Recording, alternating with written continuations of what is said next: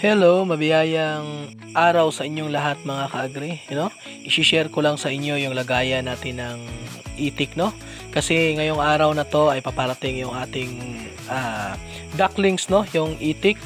Ngayong araw na to kukuhanin namin doon sa hatchery, no? Yung aming mga ducklings na ilalagay dito. I-share ko sa inyo mga ka-agri, ito yung simpleng lagayan ko na dati kong kulungan ng baboy, no? Yan. Sa ngayon, dahil wala pa tayong baboy, kung isa pa lang yung baboy natin, itong kulungan ng baboy ay gagawin muna natin ng kulungan ng itik, no? Yan. Kung nakita nyo mga kagri, yung sa baba ay yung sa mismo sa flooring ay nilagyan ko ng risal, no? Yung ipa ng palay. Nilagyan ko yan ng 3 sako. Ang sukat pala dito nung kulungan ko ng baboy ay bawat isa dyan ay 3 meters by 3 meters, no? Bali, yung dalawa na yan, ang kabuhang sukat niyan ay 6 meters by 3 meters, no? Yan. Kasi may parating tayong itik mga kagre na 350 na babae, no? At saka 50 na lalaki, no? Bali, 400 lahat, no? Dito natin sila ilalagay. Tapos John, yung ano na yan, yun yung lagayan natin ng iba, no? Kung may ibubukod tayo, maliba yung mga maliliit, diyan natin nilalagay, no? So ngayon mga ka-agri, ito muna yung kulungan ko ng ducklings natin dahil wala pa tayong budget, pero darating din yun ng panahon na magpapagawa din tayo ng sariling bahay ng itik. Pero sa ngayon, dahil hindi pa ito magagamit yung kulungan ng baboy, pansamantala dito muna sila, no? Hanggang lumaki siguro dahil wala pa tayong mga baboy pa, no? Ito, yan. Ipapakita ko sa inyo, no? Balihatiin ko pala sila, no? Yung 2 kwarto ay hinati ko, no? Yung 350 na babae na itik ay hatiin natin yan, no? Tag 175, no? Bawat isa, no? Isang kwarto, no? Siguro yung lalaki doon natin yan ilalagay doon sa may yung ayan na yan. Pansamantala dyan muna sila, no? Pero sa ngayon, ayan muna yung sit up natin, no? Tapos yan, naglagay ako ng tagdadalawang pakainan at saka tagdadalawang painuman, no? Yung waterer at saka yung lagyan ng pagkain. Yan. Bawat isang kulungan ay nilagyan ko ng isang patubigan at saka isang painuman, no? Yan. Dahil ngayon na yung araw na to, excited na ako na kukunin namin yung ducklings namin, no? Yan, maraming salamat talaga sa Panginoon at maraming salamat sa nag-sponsor ng ducklings, no? Binigyan tayo ng grasya ng Panginoon. Yan. Maraming salamat ka Dad Mike, no? Pinahiram mo kami ng pampuhunan ng ating mga itik, no? Or tulong mo na pinagkaloob mo. Maraming salamat talaga sa iyo Dad Mike, no? Hope marami ka pang matulungang tao na nangailangan, no? Magamit ka pa ng Panginoon sa kanyang kapurihan. Maraming salamat.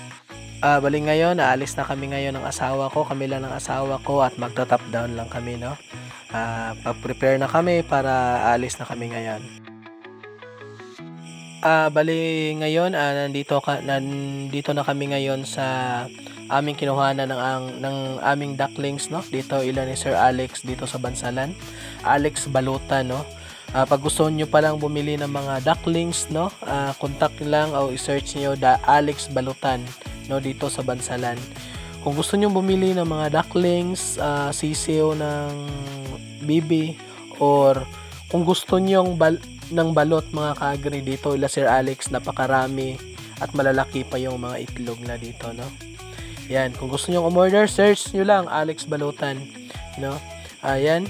Dahil dito na ngayon, nilagay na nila dito sa crates, no? Yung ating ducklings na kukuhanin, no?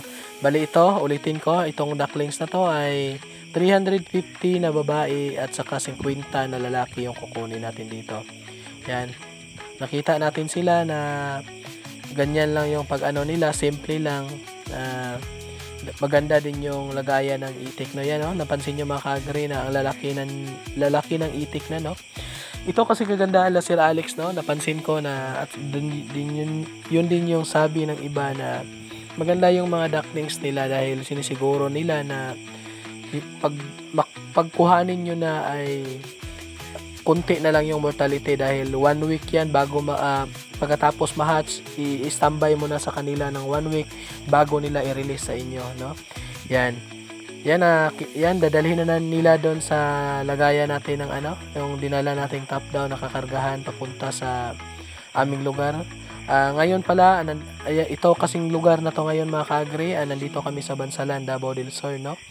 Binyahe namin to ng mahigit 1 oras mula doon sa amin papunta dito sa Bansalan, no? At top down lang yung gamit namin. Yung motor na may sidecar or tawag sa iba kulong-kulong, no? Yan, kasama ko asawa ko. Kami lang dalawa na pumunta dito. Yan. Excited na kami na dadalhin namin to sa amin, no? Ayan, nakita niyo yung ducklings natin mga ka-agri. Nilipat na namin dito sa aming crates, no? Yung dala naming crates, yan. Ang laman pala niya ng isang crates na yan, yung maliit na yan. Yun yung lagayan ng grapes, no? Yung crates na yan. Ang laman pala niyan ay 40 piraso, no? Yan. Yan mga ka-agri, nagsiksikan sila. Ang advice ko lang pala mga ka-agri, pag kukuha kayo ng ducklings, no? Kung malayo man, mas maganda mga ka-agri na kukunin nyo ng maaga or hapon, no? Dahil pag mainit mga ka-agri, possible na maraming mamamatay niya dahil sobrang siksikan nila at hindi sila makahinga, no? May heat stroke sila. Yan. Kaya dito sa amin, kinuha namin ng hapon para hindi gaanong mainit, no? At maganda yung ganyan mga ka-agri, naka-crates at makaiwas tayo sa mga mortality, no? Dahil hindi sila magpatong-patong, no? Yan. Excited na ako mga ka-agri na mauwi namin to. Update ko kayo sa sunod natin na video, yung alaga nating itik. Update ko kayo mga ka-agri pag nalagay na natin doon sa kulungan, no? Hanggang dito na lang siguro mga ka-agri ang aking vlog, no? Maraming salamat sa inyong panonood. Hope subaybayan nyo ang aking YouTube channel. Subaybayan nyo ang aking journey dito sa probinsya, no? Pakipollow na rin ang aking Facebook page at saka pakisubscribe rin ang aking YouTube channel. Maraming salamat sa inyo mga ka-agri. Patuloy lang tayo sa pagpa-farming, no? Gagawin lang natin yung lahat para din sa ating mga alaga at palaging magpasalamat sa Panginoon kung anumang blessing na darating sa ating buhay. Lagi tayong magpasalamat sa Kanya, no? Kasi sinasabi ng Kanyang salita, all things work together for good, no? Maraming salamat sa inyo mga ka-agri. Happy farming sa inyong lahat and God bless. Bye-bye.